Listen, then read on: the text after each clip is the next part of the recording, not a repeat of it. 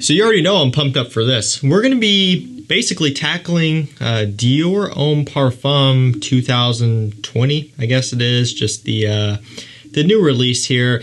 You know, everything's just so messed up. I mean, this, along with a lot of other newer men's fragrances, has just been impossible to get lately.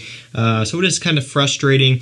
I wanted to go ahead and get this one tackled, kind of get it out of the way, and hopefully I can time this upload to a point where you can buy it somewhere, right? FragranceNet got a small batch of this stuff here in. I posted about it on my community tab, and that thing went within an hour, literally super quick. That's why I always say get subscribed and make sure you stay up to date on those community posts.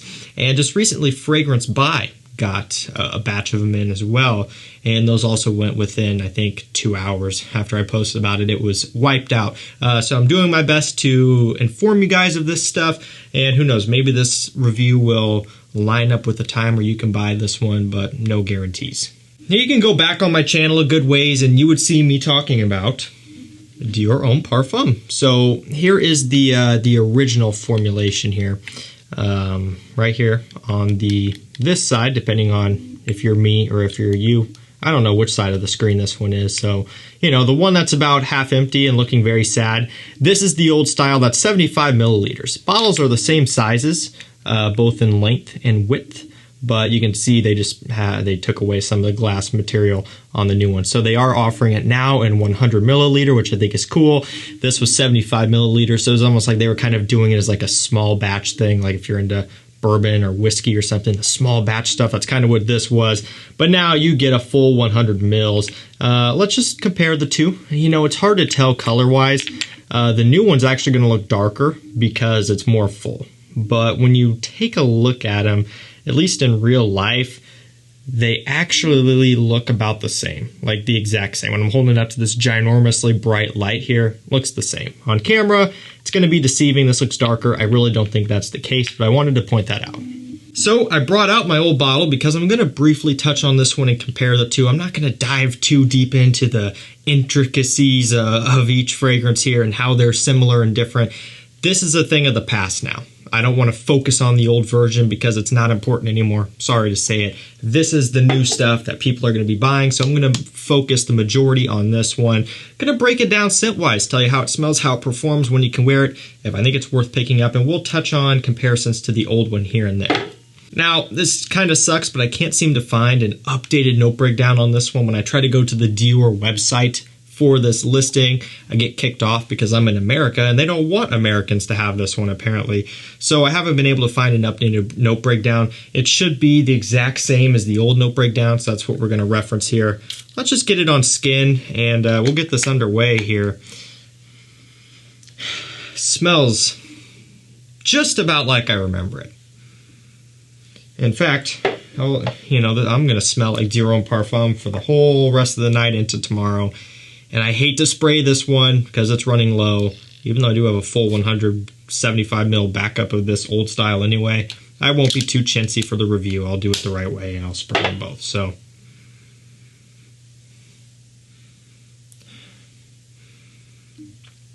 shockingly similar.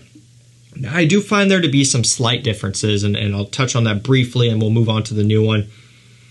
Primarily being, the old one is still, I think, a little bit more silky smooth and a little bit more focused on rose. I think the new one is shifting away slightly from that rose note. But you still do pick up on it, and they are within a couple percentage points of each other. This is something that most people probably wouldn't even notice. They would spray both of them, smell them, and be like, oh yeah, it smells the exact same. I know for me, I spent a lot of time with Dior Homme Parfum, this old version. When it first was launched, when I first got it, all of that stuff, it blew me away. You can go back on the channel and look. So I've spent a lot of time studying that one. And if there are small differences, again, it's a couple percentage points, not a big deal. So we'll move on to the new one here, Dior Homme Parfum. when you first spray it on, man, it's one that just brings a smile to my face. It's so fantastic. So you get a couple of notes off the top heavily. You get the iris, which is no surprise, right? I would hope that would show up. You get some leather, and you get this rose note. It is silky, smooth, decadent, creamy. It's almost like a guilty pleasure, like a rich scent that is just so sexy and inviting. It's like a niche fragrance. It kind of gives me that feeling, you know. You go through and you start exploring the whole world of niche, which is a huge rabbit hole. You start getting into some stuff that makes you feel a certain way. And that's kind of the feeling that Dior Homme Parfum channels in me. I'm like, holy crap, like there's something about this that it is hard to believe that it is a cologne or a fragrance. It's hard to believe that this smell is bottled into something that you can carry around and spray whenever you want to. It's just such a rich and inviting smell. So let's go and take a look at the full note breakdown. Again, I'm referencing the old style one, which that's still kicking strong. And just to jump back to that really quickly, when I smell old style, this hand, new style, this hand, side by side after they've settled, much closer now. I think the opening pop is a little bit tweaked, a little bit, but still not a big deal. I just want to update you there. We've got iris and orange up top.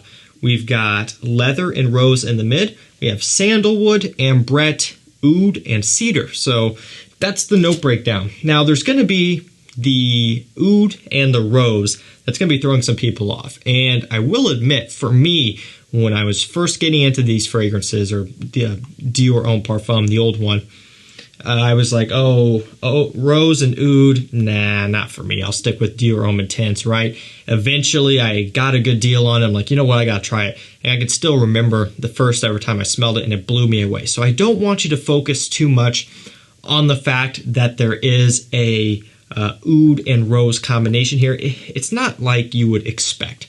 It's not super Middle Eastern smelling. It's not a super jammy, very, very strong rose. The floral component from this fragrance still overall is going to be coming from the iris, not the rose. So it doesn't lose focus of that. The ambrette also comes through heavily, almost stronger than in Dior Homme Intense, which uses that note heavily, ambrette, musk mallow. It seems more so in here, and it's also more chocolatey in Dior Homme Parfum compared to Intense. And that's where this kind of decadent, creamy, silky smooth, almost gourmand aspect is coming from, is the way the ambrette mixes with the leather and then the iris, and you get a little bit of a rose, a little bit of an oud, giving it a little bit of a texture to break things up. Man, I mean, it is truly a work of art. So when you take a look at the entire Dior Homme lineup, definitely the most challenging right here, Dior Homme Parfum. And I really do think that a lot of the reasons why they brought this back is probably for us, I suppose, even though I don't think that's fully true. I doubt the people at Dior were thinking, let's make the fragrance community happy and put this back. I don't really necessarily think that's too realistic. But in a way, it kind of seems like it, right? Because it would be hard to find or hard to believe that a lot of people in the general public would be gravitating towards this one. This is very much a niche style scent. I keep going back to that, but you know, it's not going to be your compliment monster. It's not going to be your most versatile scent. In fact, it's quite the opposite. It's an incredibly strong, potent fragrance. It could be harder to pull off for some. You need to have a nice level of confidence. You got to be sure of yourself to pull this one off and not care. And so I think for a lot of people, they may struggle with that. But ultimately, I'm super glad that they did bring it back. Let's go and talk about performance here. Now, this is a true parfum, okay? And by the way, I will read this off. I just saw it. My batch code is 1B01. It's on the back of the bottle. This is a tester, by the way. No way you're going to be able to see it, but stamped right into here says tester, and it did come with a cap. So just for your information, if you come across a tester cap. So for me, it's consistently an 8-9+ hour scent. And same with the old style. And 8-9 is being kind of conservative. It'll go longer than that. You could probably get up to the 10s, 11, 12s with both of these, right? Always been super strong on my skin, which is amazing. 8 to 9 is just kind of that point where I start to be like, oh, yeah, it's still kicking strong at this point, and that's good enough for me. But rest assured, if you need longer than that, it's going to go longer than that. Chances are, if you spray it on in the morning, you're still probably going to be catching faint whiffs by the next morning. Legitimately, 24 hours later, no joke. I am cautious to say it has 24-hour performance. It's very faint at that point, but you can still detect it given you don't wash it off or anything like that. Projection is also on the stronger side. The projection doesn't quite match the enormous longevity. So you may hear the longevity of this one and think that it's going to be a absolute room destroying scent. It's a strong projector, especially if you go a few extra sprays, but maybe not as much as you would think. It's more so a trail heavy scent, a sillage heavy scent, one that lingers behind you as you move from room to room, or if you were to spray it up in the air, it would stick around for a long time. But throughout this review, you may see me coming back up and smelling it. It's honestly just kind of out of instinct or habit, I guess, because I love this stuff. When it's on my skin, I'm smelling it all the time, but I don't have to do that to smell it. Like, I can hang out like this and be talking, and I can still smell it in the air right now, just from, my hands being away from my nose. So that's cool. It kind of gives you an idea of where this one stands. It's strong stuff. It's really all you need to know. Definitely going to be a winter scent, fall and winter time, evenings out, special occasions, that sort of thing. You really have to, I would say, have a passion for something like this to pull it off comfortably. If you struggle with Dior Homme Intense, then you will not want to buy this, basically. Not for everybody. But for the people that it is for, I would say, you're really going to find that you love it. There will be some in-between people, I'm sure, but it's kind of one of those ones where it's in the territory of either you love it or you kind of hate it. For me, I'm so glad that I happen to love this stuff. It's truly a game changer, and it was ever since I first started. And again, now that we're at the end of the review, referencing both new style, old style, they're almost indistinguishable. So, within maybe a percentage point now, and that's splitting hairs. More so, you can tell in the opening, by the time you hit dry down, it's Dior Homme Parfum. That's great news.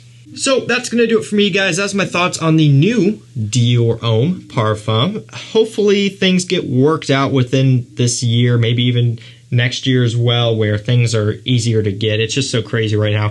And like I will keep updating you guys on the community tab, and that's the comparison to the old style right here. Slight difference in the caps, obviously.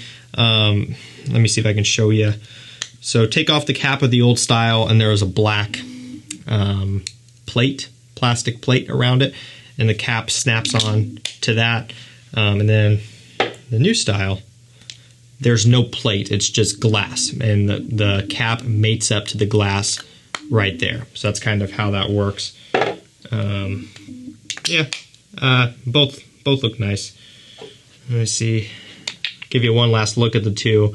I also like that they went to 100 mil. Again, it's kind of cool that they had this small batch thing going on, and I will admit, when this old style is full, it does look very cool, the way the glass is contorted like that, but I'm super happy to have 100 mils of it now. Let me know your thoughts on Dior Homme Parfum down below, whether it be new style, old style. I just want to hear from you, and I'll do my best to get a link to it down below, but no promises. Just keep looking on the community tab. As soon as it comes in stock somewhere, I will update you guys. I look every day for this stuff. Thank you so much for watching. Stay safe, stay healthy, and we'll see you tomorrow with another one. Take care.